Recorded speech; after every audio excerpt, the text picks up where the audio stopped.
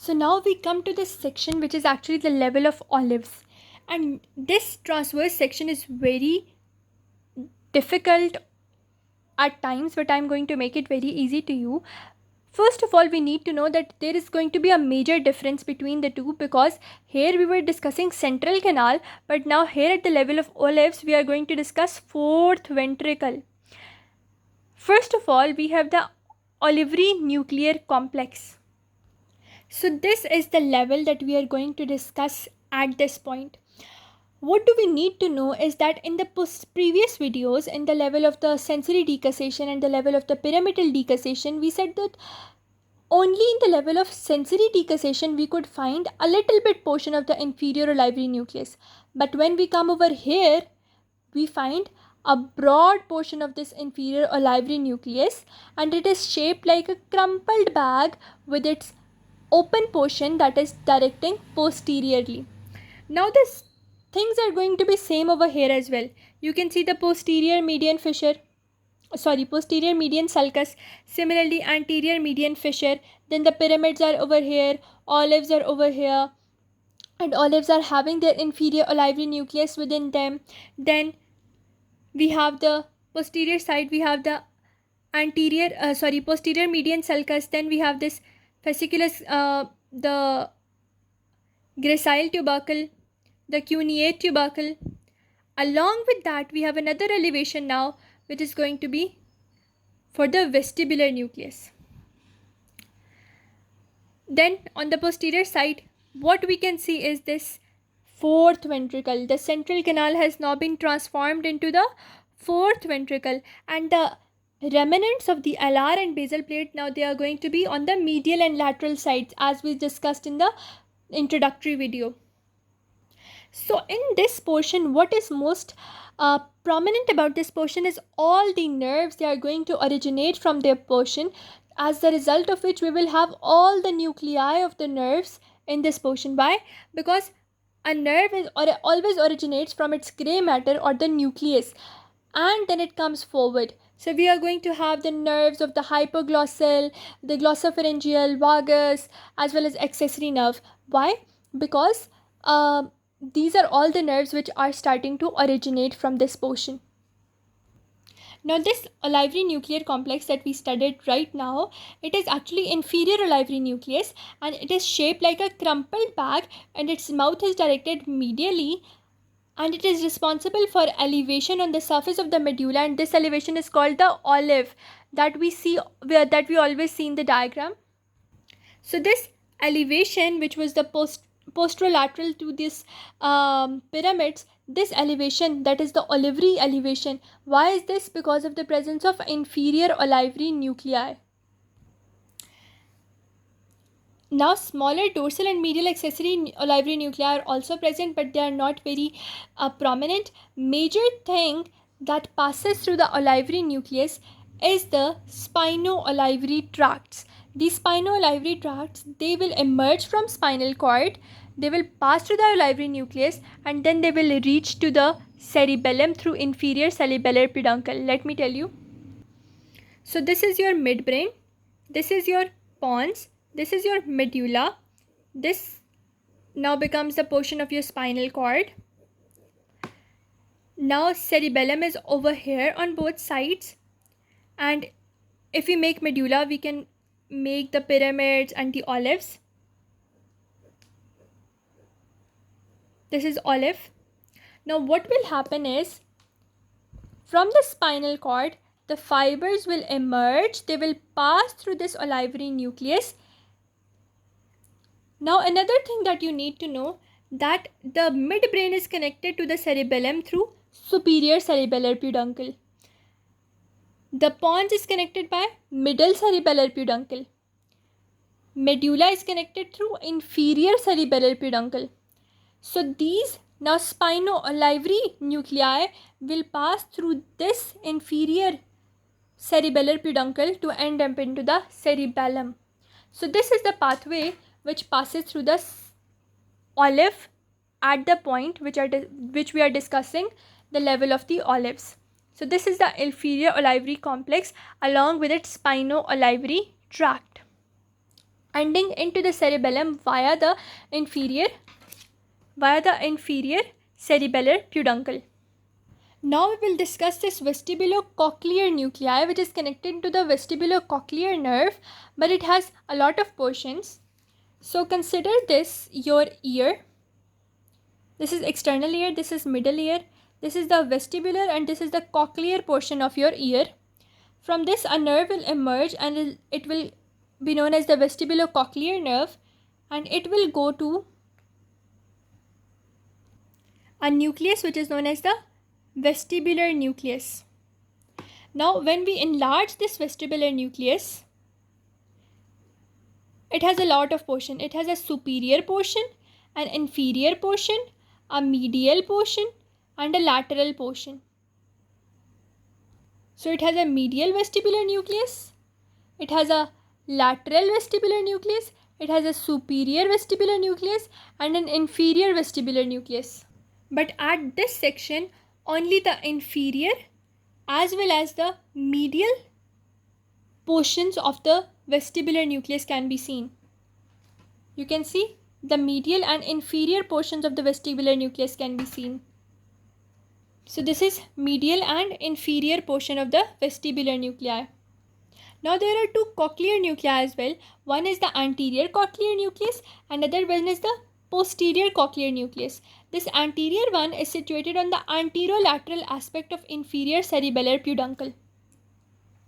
So if you have this inferior cerebellar peduncle and this is your anterior portion and this is your posterior portion, so anterolateral to the inferior cerebellar peduncle, we have the anterior portion of this cochlear nucleus, and posterolateral portion of the inferior cerebellar peduncle, we have the posterior portion of the cochlear nucleus. Posterior aspect of the cochlear nucleus. Now, it is related to the floor of the fourth ventricle, and the connections of these nuclei we can see all. Till now, we have discussed two things. One is this inferior olivary nuclei with its elevation known as the olive. Second thing that we discuss its medial and dorsal accessory nucleus, which are related to the inferior olivary nucleus. Similarly, we discussed the vestibular nucleus, and in the vestibular nucleus only the medial and inferior portion is over here. And then we discussed the cochlear nucleus.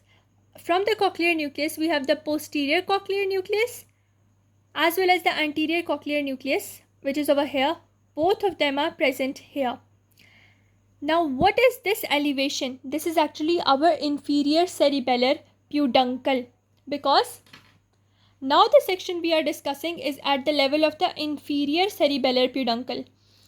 The first section that we discussed was at the level of major motor decussation. Second was at the level of sensory decussation. Now above the sensory decussation, at the level of the peduncle, inferior cerebellar peduncle, we are discussing this level. So inferior cerebellar peduncle, anterior to that we have the anterior cochlear nucleus, posterior to that we have the posterior cochlear nucleus, then a little bit medial to that we have the medial and inferior vestibular nucleus. Along with that, on the anterior side, the olive with the inferior olivary nucleus and its medial and dorsal accessory olivary nuclei. This pyramid with its corticospinal or pyramidal tract is constant. Now we come to this nucleus ambiguus. In this diagram, what you can see over here is this diffused portion, which is actually reticular formation, and in this reticular formation we get a collection of the gray matter which is not listed in this diagram, but this gray matter is the nucleus ambiguus, and the nerve fibers glossopharyngeal, vagus, and the cranial portion of accessory nerve. The nerves which were emerging from the portion that we discussed.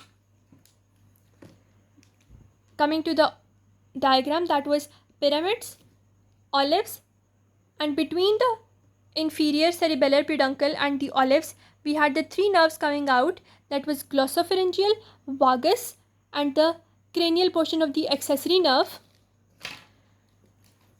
These three nerves, they are having their origin from the nucleus ambiguous, and they are distributed to voluntary skeletal muscles. Now we come to the central gray matter. All the nuclei which will be present over here, they will be considered as the central gray matter of this tract. Now the central gray matter will have a lot of nucleus. First of all, let me tell you a little bit about.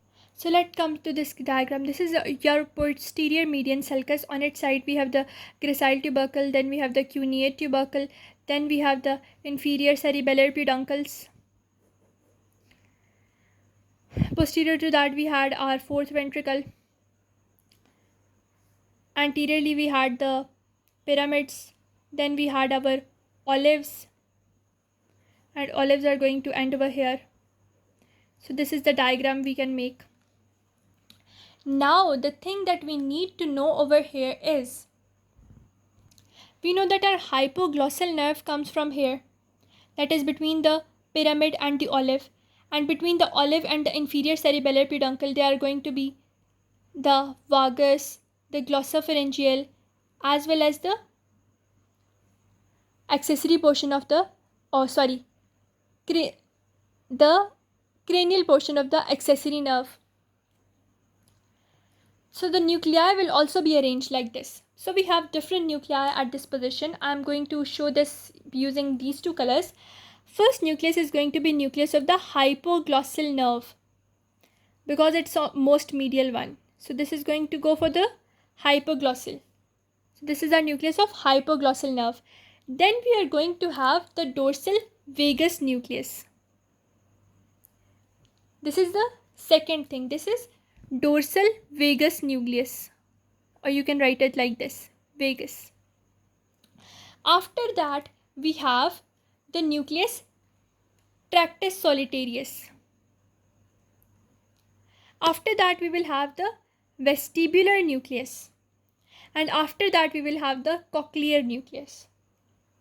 So hypoglossal, vagus, nucleus tractus solitarius, then vestibular, then the cochlear nucleus.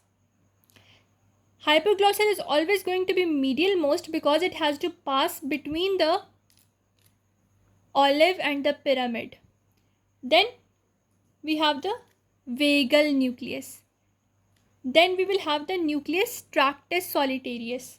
Then we will have the vestibular nucleus, and then we will have the cochlear nucleus. And in the vestibular nucleus we know there's only medial and inferior portion that is going to be there.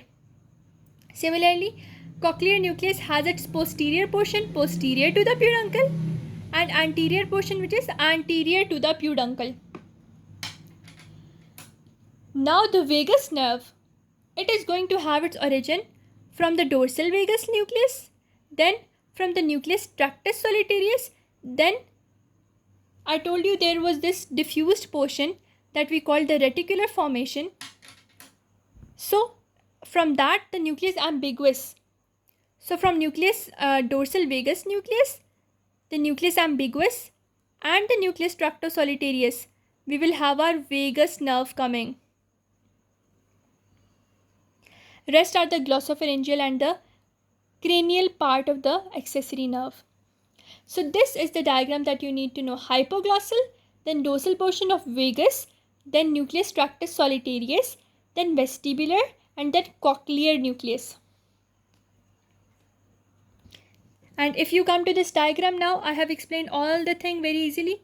So this was your gracile tubercle, and it has hypoglossal nucleus, and the hypoglossal nerve is coming between the fissure between pyramid and the olive. Then we have the dorsal vagus nucleus, then nucleus tractus solitarius, then we have our vestibular nucleus. This is the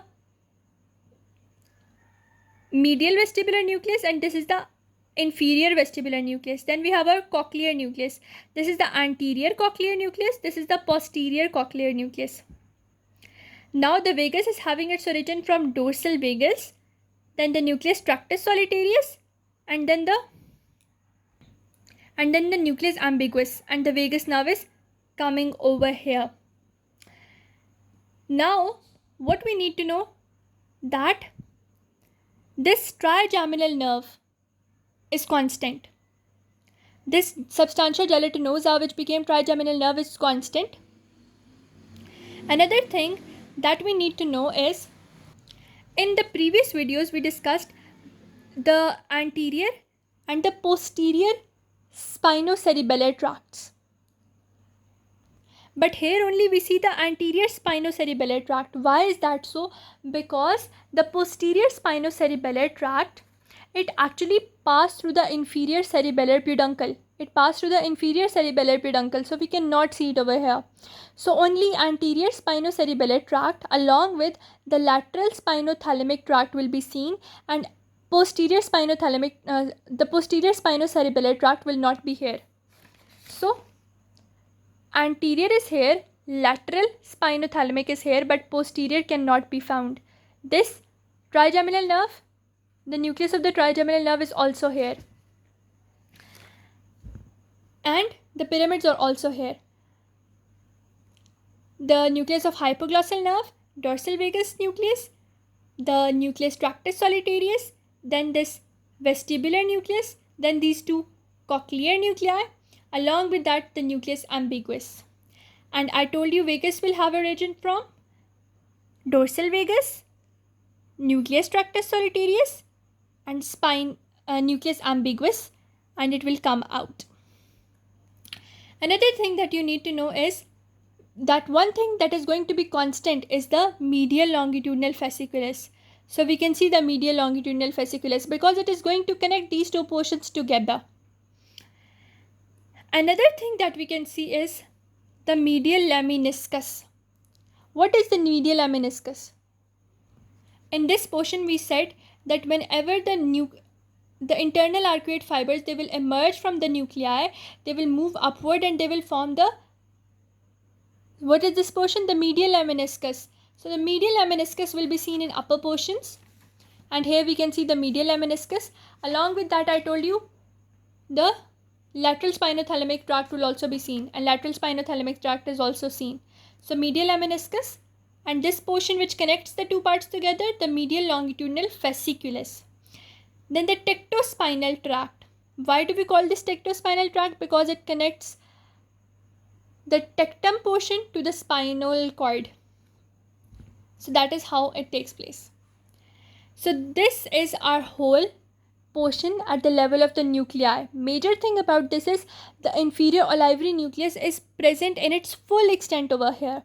Along with that, we can see inferior cerebellar peduncles. Along with that, all the major nuclei, the central gray matter, that is hypoglossal nerve nucleus, the dorsal vagal nucleus, the nucleus tractus solitarius, the two nuclei of the vestibular system, two nuclei of the cochlear system, they are also there, as well as the trigeminal nerve nucleus.